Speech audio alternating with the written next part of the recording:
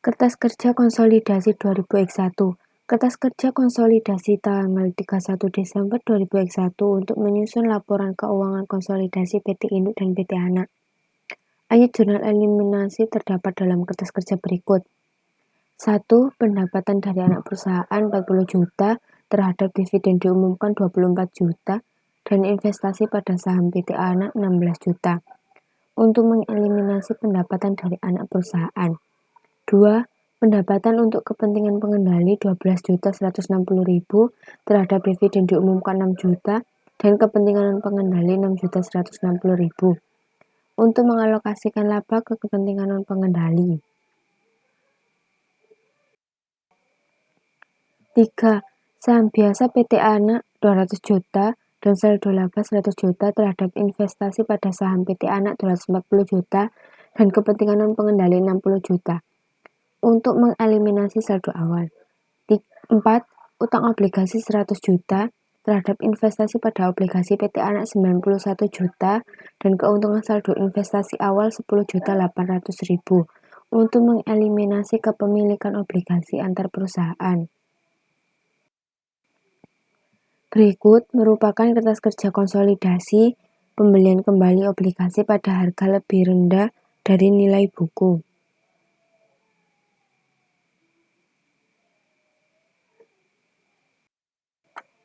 Laba bersih konsolidasi 2021. PT Induk membeli obligasi tersebut pada akhir tahun sehingga tidak ada pendapatan bunga yang diakui oleh PT Anak sampai tahun 2022. Beban bunga konsolidasi sebesar 11.800.000 yang dicatat oleh PT Induk juga merupakan beban bunga konsolidasi karena obligasi masih dimiliki oleh pihak yang tidak berelasi sepanjang tahun 2021. Laba operasi terpisah PT Induk 140 juta, laba bersih PT Anak 50 juta, keuntungan dari pelunasan konstruktif 10.800.000, laba direalisasi PT Anak 200.800.000, laba untuk kepentingan pengendali 12.160.000. Jadi laba bersih konsolidasi tahun 2021 sebesar 188.640.000. Ayat jurnal liabilitas obligasi. PT Anak mencatat bunga atas obligasi selama tahun 2022 dengan ayat jurnal sebagai berikut. Tanggal 30 Juni 2022, beban bunga 5.900.000, utang obligasi 100.000 terhadap kas 6 juta untuk membayar bunga tengah tahunan atau semester. Pada tanggal 31 Desember 2022, beban bunga 5.900.000, utang obligasi 100.000 terhadap kas 6 juta untuk membayar bunga tengah tahunan atau semester. Ayat jurnal investasi obligasi. PT Induk mencatat investasi pada obligasi PT Anak dengan cara yang sama pencatatan obligasi non-afiliasi. Harga beli 91.000 dari nominal obligasi. Diskonto amortisasi selama sisa 9 tahun yaitu sebesar 1 juta per tahun atau sebesar 500.000 per periode pembayaran bunga 6 bulan. Ayat jurnal PT Induk untuk mencatat pendapatan bunga selama tahun 2022 adalah tanggal 30 Juni 2022, kas 6 juta, investasi pada obligasi PT Anak 500.000 terhadap pendapatan bunga 6.500.000 untuk mencatat penerimaan bunga obligasi. Pada tanggal 31 Desember 2022, kas 6 juta, investasi pada obligasi PT Anak 500.000 terhadap pendapatan bunga 6.500.000 untuk mencatat penerimaan bunga obligasi. Ayat jurnal metode ekuitas dasar 2022. Selain mencatat jurnal terkait investasi pada obligasi PT Anak, PT Induk mencatat jurnal berikut selama tahun 2022 menggunakan metode ekuitas dasar. 1. Kas 32 juta terhadap investasi pada saham PT Anak 32 juta. Untuk mencatat dividen dari PT Anak dari 40 juta dikali 0,80. 2. Investasi pada saham PT Anak 60 juta terhadap pendapatan dari anak perusahaan 60 juta. Untuk mencatat pendapatan metode ekuitas dari 75 juta dikali 0,80. Apa itu metode biaya atau cost method? Metode biaya adalah suatu metode pencatatan investasi yang mencatat nilai investasi sebagai harga perolehan. Dalam hal ini, Penghasilan investasi dianggap sebagai bagi hasil dan tidak mempengaruhi besar investasi dari investor bersangkutan. Metode biaya digunakan apabila besar kendali atau kepemilikan investor terhadap perusahaan tersebut lebih kecil dari 20%. Kapan metode biaya dan metode ekuitas dibutuhkan? Kedua metode ini dibutuhkan dalam pencatatan laporan keuangan perusahaan ketika sebuah perusahaan atau perusahaan induk investor mengakuisisi perusahaan lain atau perusahaan anak investor dengan berbagai tujuan. Di antaranya, 1. Memperoleh keuntungan dari potensi pendapatan masa depan investor. 2. Keinginan investor untuk memperoleh kendali atas perusahaan lain. 3. Kemudahan memasuki pasar baru apabila perusahaan anak atau investor telah cukup dikenal di area atau bidang bersangkutan. 4. Diversifikasi operasi. 5. Memperoleh teknologi baru yang bisa menunjang bisnis. 6. Mengurangi jumlah kompetitor. Ayat Jurnal Eliminasi Konsolidasi 2021. Dalam metode biaya, PT Induk mengakui pendapatan dividen sebesar 24 juta dari 30 juta dikali 0,80 di tahun 2021 dan 32 juta dari 40 juta dikali 0,80 di tahun 2022. PT Induk tidak membuat penyelesaian atas laba PT Anak belum didistribusikan atau keuntungan dari pelunasan konstruktif obligasi. Ayat jurnalnya sebagai berikut. 1. Pendapatan dividen 24 juta terhadap dividen diumumkan 24 juta untuk mengeliminasi pendapatan dividen dari anak perusahaan dari 30 juta dikali 0,30. 80. 2. Pendapatan untuk kepentingan non-pengendali 12 juta 160.000 terhadap dividen diumumkan 6 juta dan kepentingan pengendali 6 juta 160.000 untuk mengalokasikan laba ke kepentingan non-pengendali.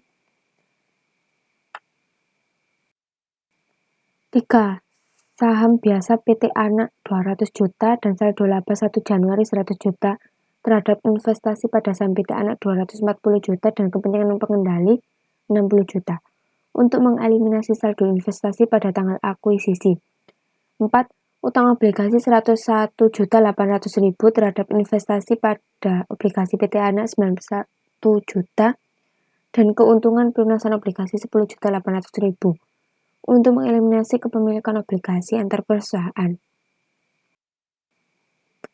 Berikut merupakan ayat jurnal konsolidasi 2000X2 yang merupakan ayat jurnal eliminasi yang diperlukan dalam kertas kerja konsolidasi pada akhir tahun 2000X2.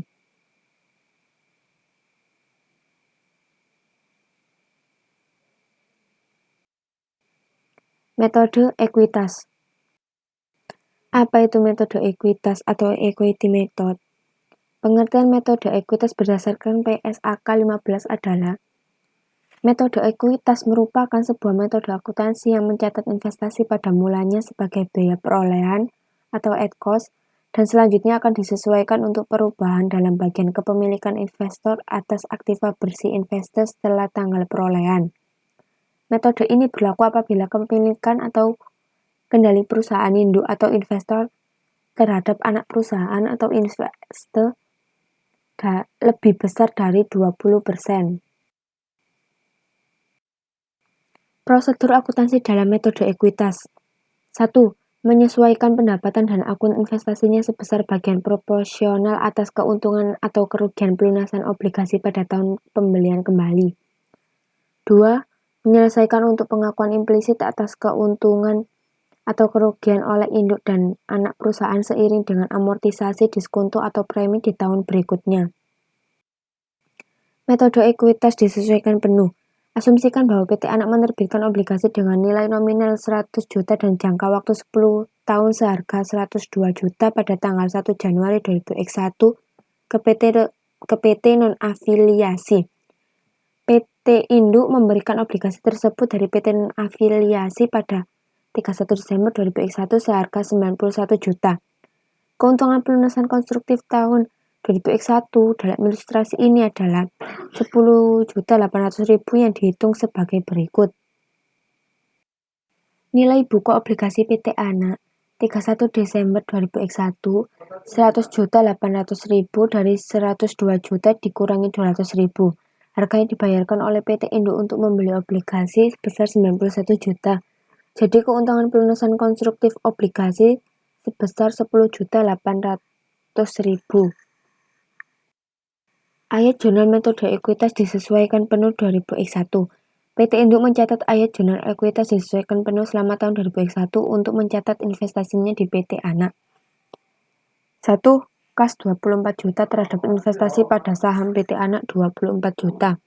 Untuk mencatat dividen dari PT Anak, 30 juta dikali 0,80. 2. Investasi pada saham PT Anak 40 juta terhadap pendapatan dari anak perusahaan 40 juta.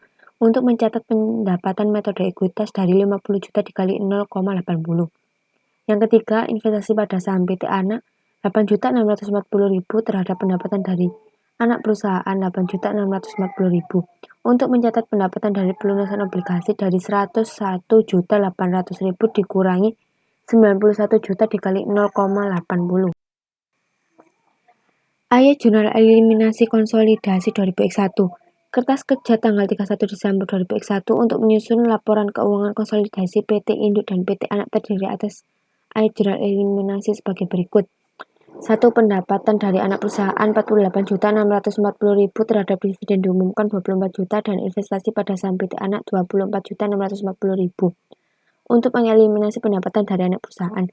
Yang kedua, pendapatan untuk kepentingan pengendali 12.160.000 terhadap dividen diumumkan 6 juta dan kepentingan pengendali 6.160.000 untuk mengalokasikan laba ke kepentingan pengendali. 3. Saham biasa PT Anak 200 juta, saldo laba 1 Januari 100 juta terhadap investasi pada saham PT Anak 240 juta dan kepentingan pengendali 60 juta untuk mengeliminasi saldo awal.